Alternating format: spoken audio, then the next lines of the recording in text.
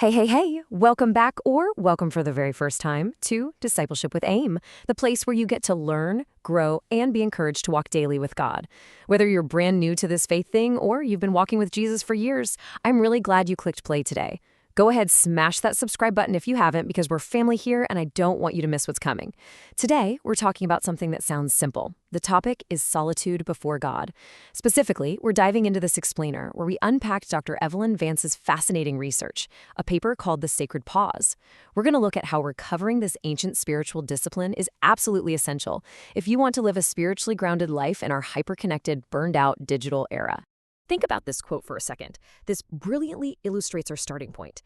Blaise Pascal, a 17th century philosopher, perfectly diagnosed our 21st century smartphone exhaustion way before the very first text message or notification ever went off. He recognized, literally centuries ago, that we are terrified of stillness. We'd rather do absolutely anything than just sit quietly with our own thoughts. And Dr. Vance argues that this fundamental inability is exactly what's driving our modern spiritual crisis. So, here is our roadmap for today's explainer. We'll be covering 1. The crisis of noise. 2. Redefining true solitude. 3. The biblical wilderness pattern. 4. Surviving the dark night. 5. Historical masters of silence. And finally, 6. Building a digital monastery. Section 1. The crisis of noise. Let's start right in with the immediate crisis we're all facing. We are living in a time with an unprecedented barrage of auditory, visual, and informational noise. Our minds are almost never left to their own quietude. We carry portable engines of distraction right in our pockets.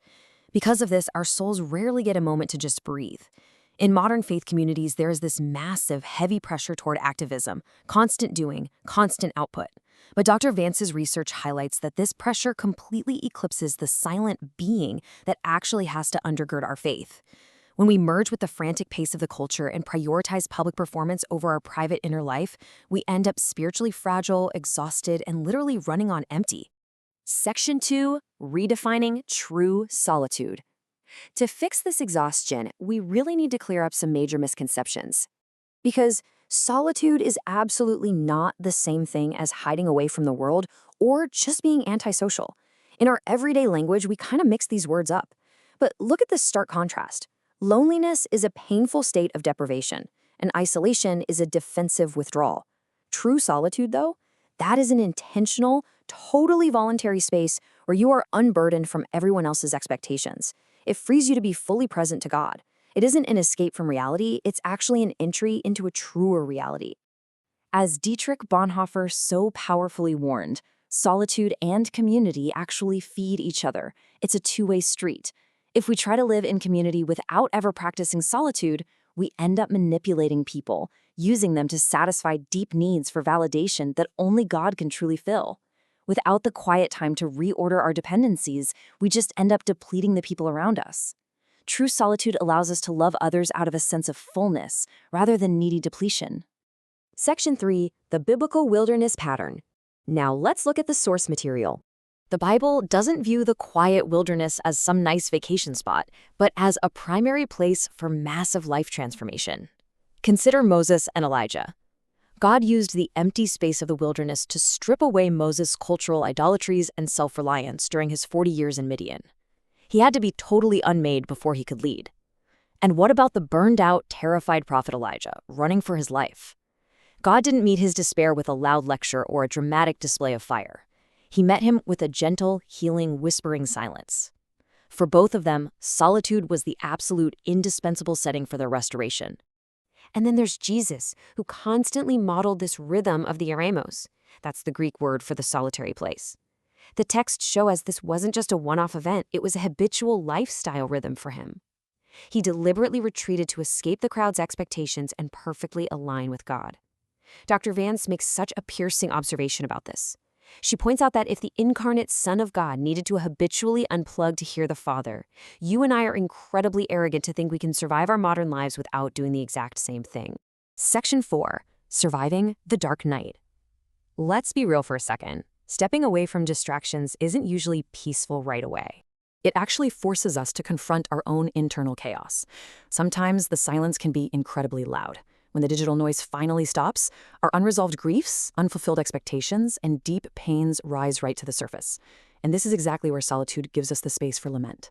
Listen, lament isn't a lack of faith. It's a profoundly biblical language of trust. It lets us process our massive traumas and raw pain honestly before God. And that protects us from superficial, toxic positivity and keeps us from becoming cynically hardened. St. John of the Cross called this experience the dark night of the soul.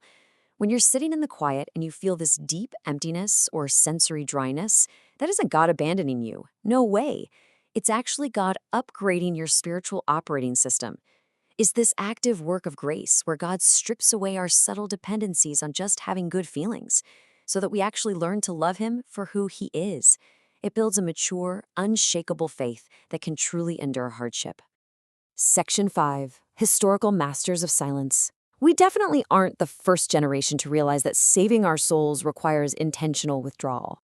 History is full of absolute masters of silence who paved the way for us, from the 3rd century desert fathers who fled into the literal wilderness to battle distractions, to the 17th century Puritans who prioritized the secret closet of prayer above all their public duties, all the way to modern missionaries like Jim Elliot.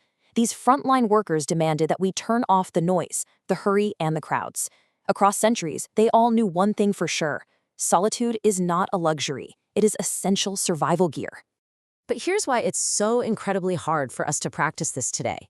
We suffer from what ancient monks called acedia. It's this intense restlessness that makes sitting still feel totally intolerable.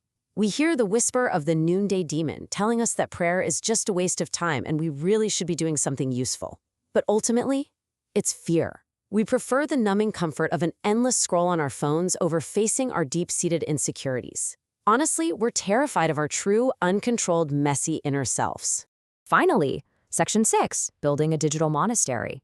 So how do we actually pull this off when we carry infinite feedback loops in our pockets? We have to move beyond just wishing for quiet and actively build countercultural habits. But first, we need to realize the true purpose here. This isn't about isolating yourself.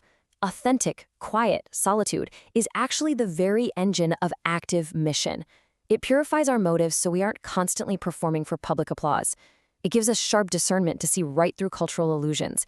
And it builds a subterranean well of resilience so we can face opposition with joy. Solitude is literally the fuel for outward, self-giving love. To make this a reality, Dr. Vance gives us a brilliant 3-step layman's liturgy. It's super practical. Step 1, start small. Create a daily micro-sanctuary of just 15 to 20 minutes of absolute silence. Step 2, scale that up to a weekly mini desert. This is a phone-free digital Sabbath for just half a day. And Step 3, bookend your year with deep quarterly retreats. That's a full day out in the sacred wilderness just to process everything and listen for God's whisper. The greatest gift you can possibly give this frantic, broken world isn't more output, more programs, or more noise.